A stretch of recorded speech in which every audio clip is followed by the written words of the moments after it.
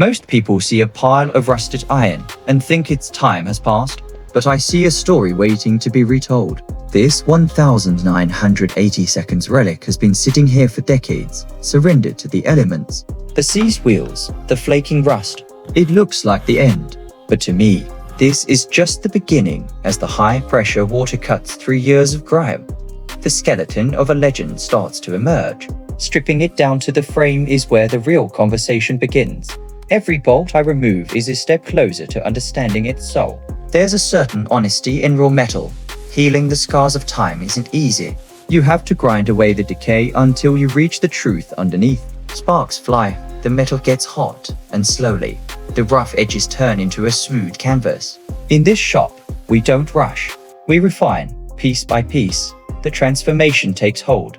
Deep blacks replace the rust, and polished chrome replaces the dust. Every click of the wrench feels like a heartbeat returning to a body that's been silent for too long. The machine that was once forgotten is now reborn.